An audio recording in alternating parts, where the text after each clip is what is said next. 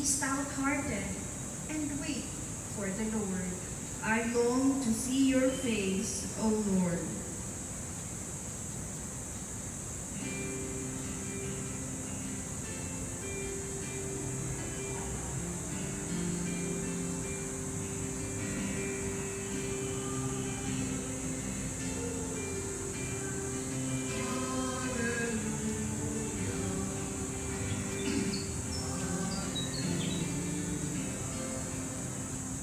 Together, shine like lights in the world as you hold on to the word of life.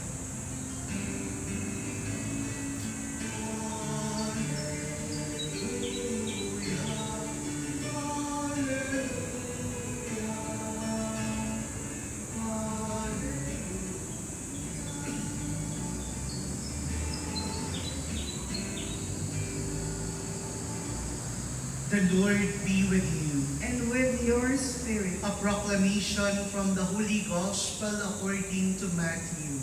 Glory to you, O Lord. Jesus said to his disciples, "You have heard that it was said, 'You shall not commit adultery.' But I say to you, everyone who looks at a woman with lust has already committed adultery with her in his heart. If your right eye causes you to sin, tear it out and throw it away. It is better for you to lose one of your members than to have your whole body thrown into Gehenna.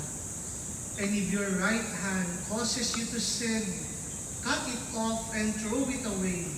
It is better for you to lose one of your members than to have your whole body go into Gehenna. It was also said, whoever divorces his wife must give her a bill of divorce. But I say to you, whoever divorces his wife, unless the marriage is unlawful, causes her to commit adultery. And whoever marries a divorced woman commits adultery."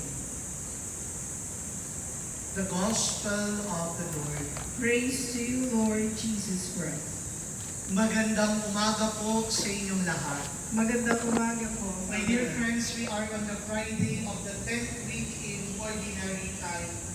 The readings of the day from the Lindol. He encountered God in the quiet whisper of a breeze. Kaya nga ang hamon sa atin, sana yung boses ng Diyos na nilulunod ng ingay ng mundo ay ating maisang tabi ang mga ingay para in our relationship, true faithfulness and integrity is required in order to decide. Only in those moments you can encounter God and see the face of God in our journey of life.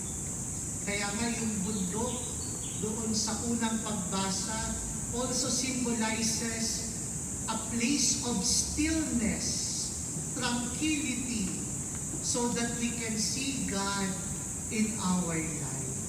Kaya ang pangalawang hamon sa atin, kahit magulo, maingay ang paligid, ang mundong ginagalawan natin, do we exert effort to create an environment of peace and stillness where we could control our anger in our relationships, we manage conflicts and misunderstanding so that we can settle our hearts to listen more clearly to God's whispers in our life.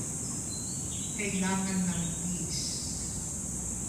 Pangatlo, what is the essential virtue required in order to see the face of God, to encounter God in our life? Sabi natin kanina, kailangan ng poverty, kailangan ng peace. Yung pangatlo, we also need purity.